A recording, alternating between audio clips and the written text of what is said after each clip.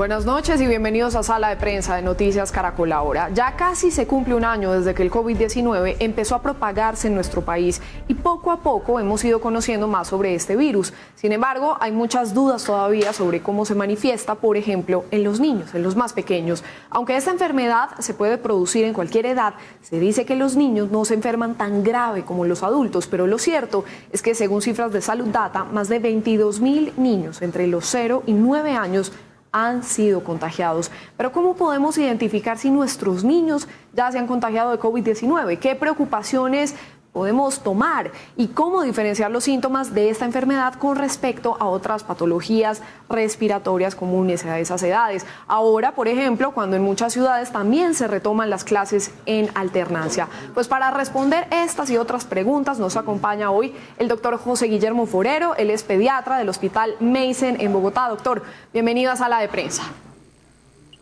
Buenas tardes, mucho gusto. Mi nombre es Guillermo Forero, soy pediatra. Estoy pendiente a todo lo que podamos resolver sobre este tema. Me alegra mucho que esté con nosotros, doctor, y bienvenido nuevamente. Bueno, empecemos por aclarar qué probabilidad existe de que un niño se contagie de COVID-19.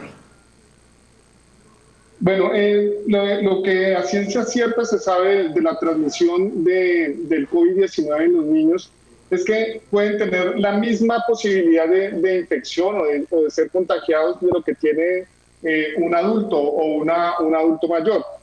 Lo que sucede es que muy seguramente los niños, a pesar de que se contagien con el virus, pueden tener unos síntomas muy leves o no presentar síntomas, lo que nosotros en medicina llamamos pueden pasar asintomáticos, es decir, que pueden tener el virus, pero no tener ninguna manifestación del mismo. Ese es uno de los puntos más importantes porque, pues digamos, porque los niños reaccionan en ocasiones diferente a los adultos, digamos, frente al COVID-19. Y esto está pasando además en la mayoría de los casos, ¿no? Pues no hay mayores daños, no hay síntomas muy graves.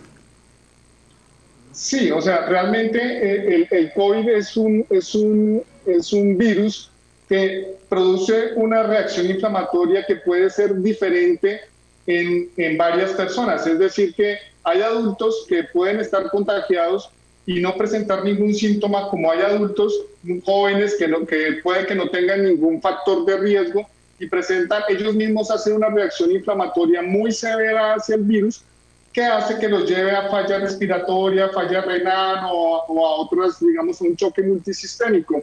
Lo que hemos observado es que al parecer los niños, o hay muy pocos niños que hacen esta reacción inflamatoria severa, y la gran mayoría de niños lo que hacen es una respuesta inflamatoria leve, que se manifiesta con síntomas muy leves. Entonces, realmente, pues al principio pensamos en la pandemia que los niños iban a tener más síntomas y que vamos a tener más pacientes hospitalizados y mayor morbilidad en los niños, pero realmente nos hemos dado cuenta que a pesar de que hay muchos adultos y las ocupaciones de las unidades de cuidados intensivos de adultos son altas, las unidades de cuidados intensivos pediátricos no son tan altas y no era lo que estábamos esperando al inicio de la pandemia. Pues afortunadamente los niños, digamos, pueden manejarse de mejor manera, pero si por ejemplo se es asintomático, ¿cómo podemos saber entonces si el niño está contagiado?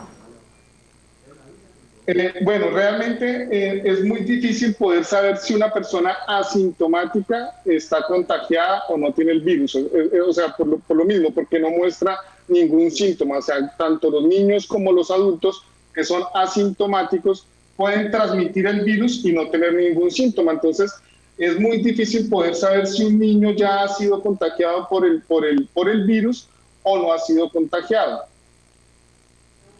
Claro, ahora, ese es el caso en el que son asintomáticos, pero también tenemos el reporte pues, de casos de niños que sí se han enfermado, que sí presentan síntomas graves, incluso pueden fallecer. ¿Qué síntomas deben generarnos alerta, doctor? Y en ese momento, ¿qué tan rápido se debe consultar? Bueno, para nosotros hay dos grupos importantes que hay que tener presente, que son los niños pequeños, los lactantes menores, que son los niños menores de 6 meses, y los adolescentes, que son los pacientes por encima de 13 años. Estos dos grupos etarios dentro de la pediatría son los dos grupos que más se han afectado o se ha visto que tienen más síntomas por el COVID.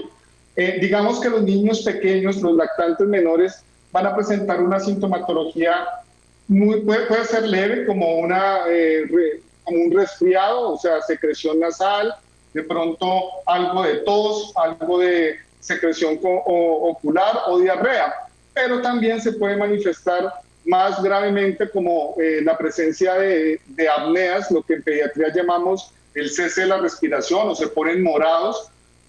También pueden presentar dificultad para respirar, rechazo a la vía oral, no comen, y esto hace que, pues, si un niño pequeño, o sea, un lactante menor, llegase a presentar esta sintomatología, pues estos son los niños que debemos llevar rápidamente a urgencias y son los niños que muy seguramente van a requerir hospitalización.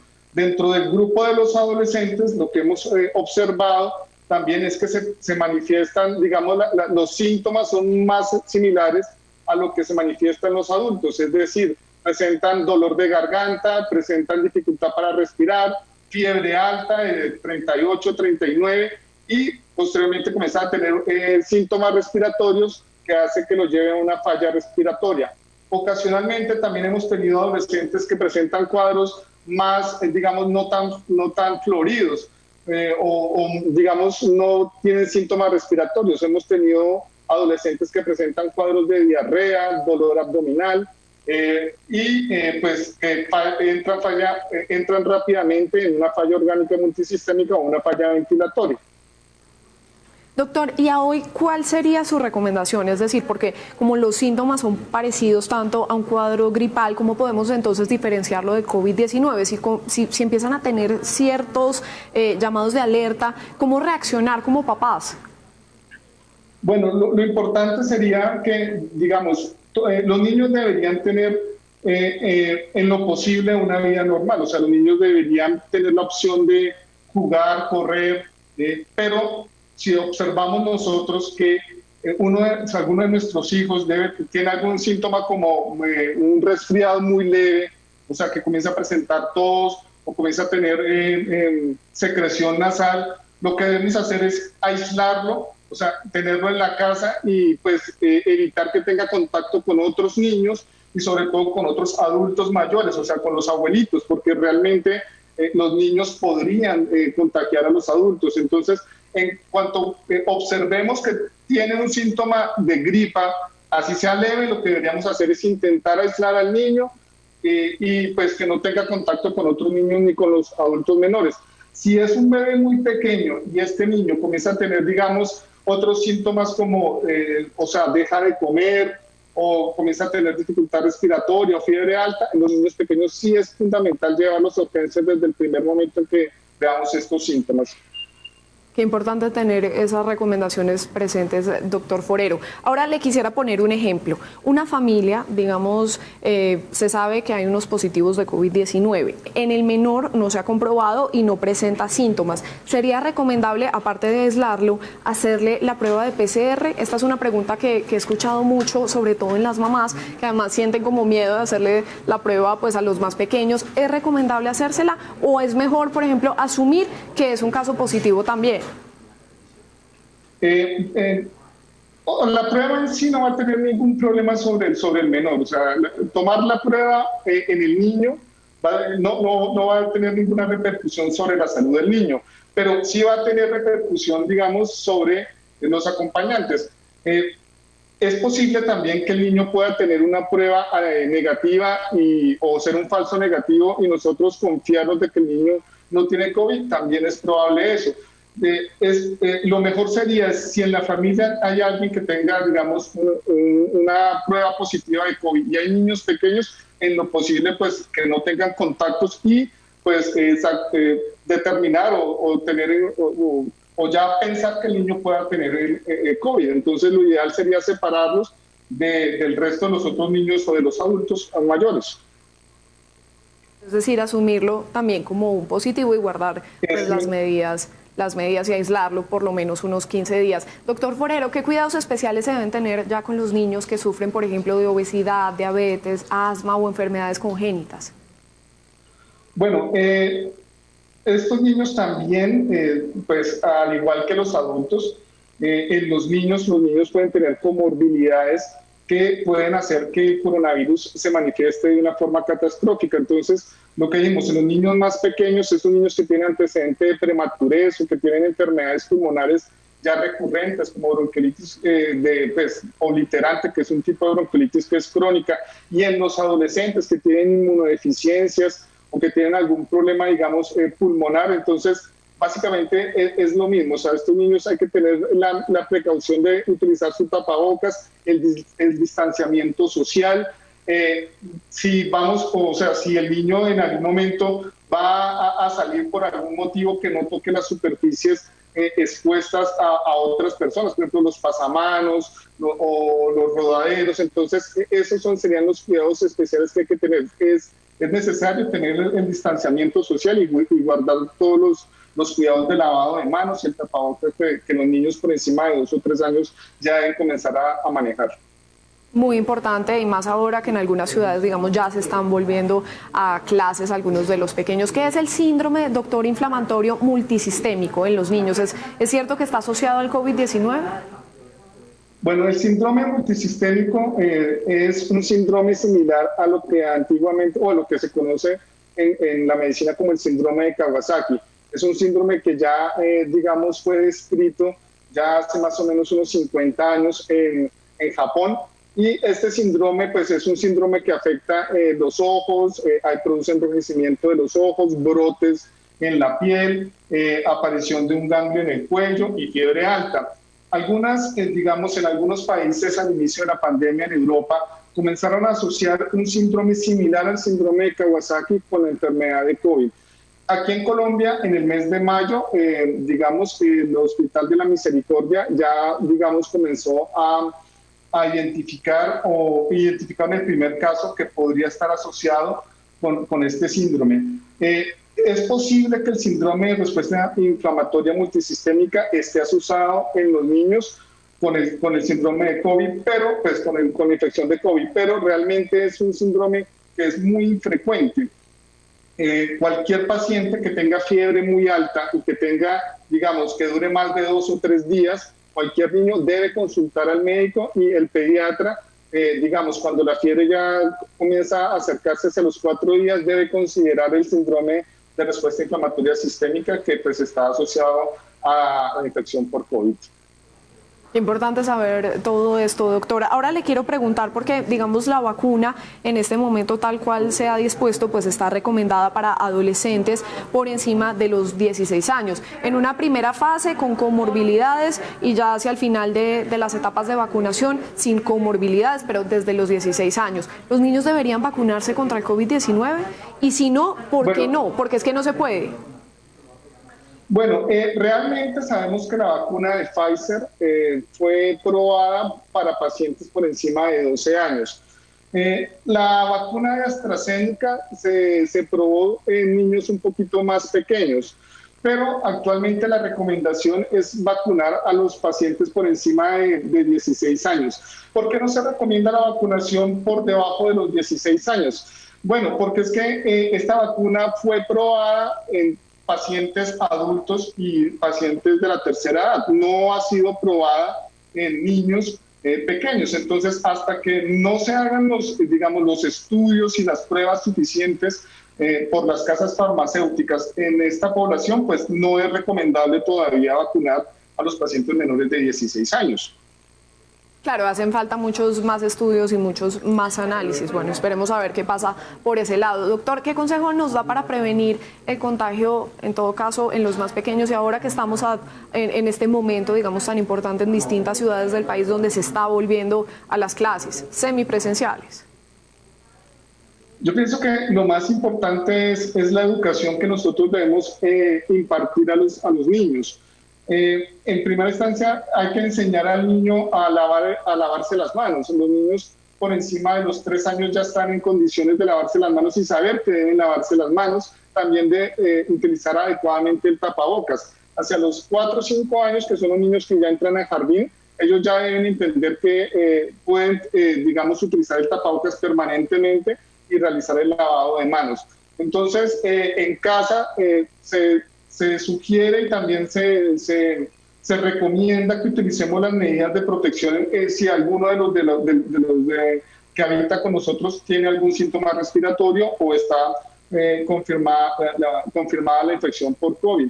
En cuanto, por ejemplo, a la lactancia materna debe continuar. Si una madre está pues tiene ya la sospecha o está confirmada que tiene el virus por COVID, pues ella debe utilizar el tapabocas adecuadamente y lavarse las manos adecuadamente, y puede dar lactancia mientras cumpla con todos, digamos, estos cuidados que hay que hacer para alimentar a su bebé.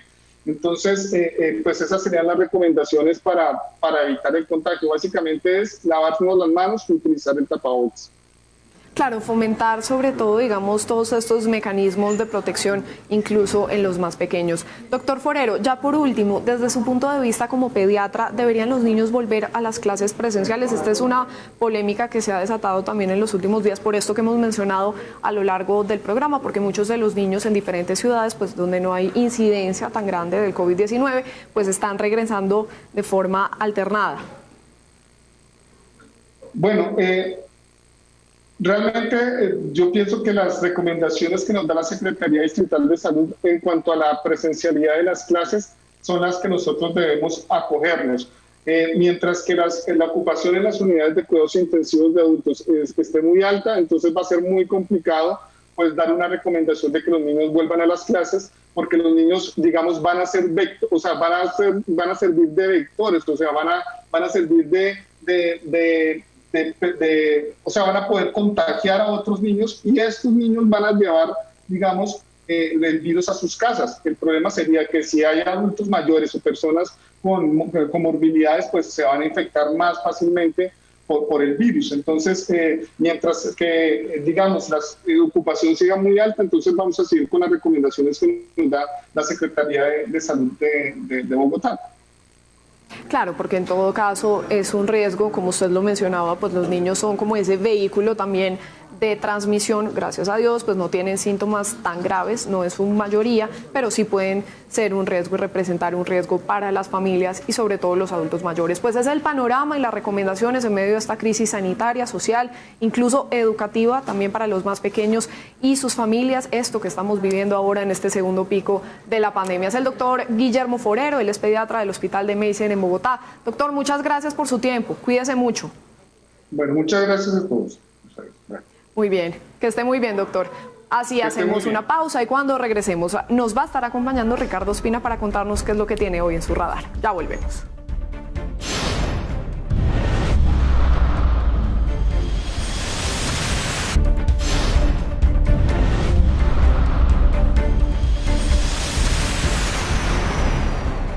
Gracias por seguir con nosotros aquí en Sala de Prensa. Y ahora saludamos a Ricardo Ospina, el director de los servicios informativos de Blue Radio, quien nos cuenta qué es lo que tiene hoy en su radar. Ricardo.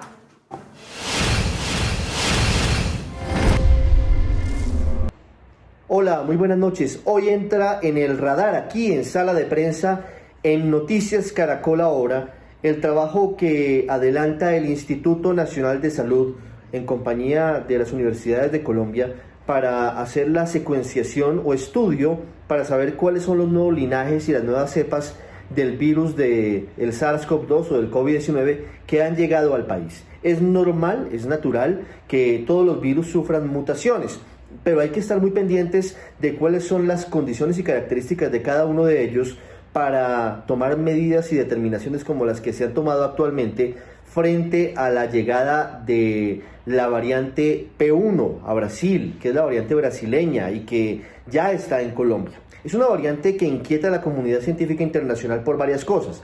Porque, por ejemplo, en la ciudad de Manaus, ciudad muy cercana a la frontera con Colombia, muy cerca de Leticia, aunque se había creído que ya se había alcanzado una relativa inmunidad de rebaño, porque más del 60% de la población se había contagiado en la primera oleada, de nuevo ha tenido situaciones realmente críticas. Y es que lo que están estudiando actualmente los científicos del mundo es que esta variante tendría dos características que la hacen más difícil.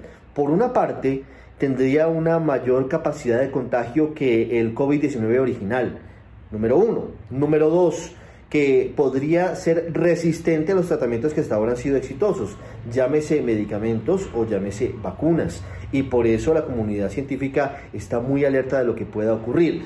¿Qué ha pasado en Colombia con el virus P1? Recuerden ustedes que la frontera entre Colombia y Brasil en Leticia es prácticamente inexistente. Leticia y Tabatinga en Brasil son ciudades gemelas, no tienen ningún tipo de frontera divisoria y por eso es muy fácil que haya entrado la variante P1 al país, como lo han confirmado anoche el Instituto Nacional de Salud y el propio Ministerio de Salud. Se han confirmado hasta ahora 3 casos de la nueva cepa en nuestro país. 2 de ellos identificados, una mujer de 29 años en Leticia, que no tiene complicaciones, y un indígena de 79 años que está en la unidad de cuidados intensivos. También hay un caso adicional que ya había sido revelado el pasado sábado por parte del Ministerio de Salud. Adicionalmente a eso, en Bogotá, 8 de las personas que llegaron en un vuelo humanitario desde Leticia en las últimas horas dieron positivo para COVID-19, pero todavía no se ha confirmado que tengan la nueva variante. Pero a pesar de ello, la Alcaldía de Bogotá, la Secretaría de Salud y el Ministerio de Salud toman todo tipo de medidas para evitar que la situación se salga de control o que esta variante sea la dominante. Por eso están cerrados los vuelos entre Colombia y Brasil y están cerrados los vuelos entre Bogotá y Leticia para evitar que se expanda esa nueva variante en el territorio nacional. Gracias, Ricardo. Sin duda un tema crucial, pues esta variante se supone, y han dicho algunos de los expertos, es mucho más contagiosa. Así terminamos hoy Sala de Prensa de Noticias Caracol. Ahora, a continuación, los dejamos con el segmento económico Signo Pesos. Buenas noches y hasta la próxima.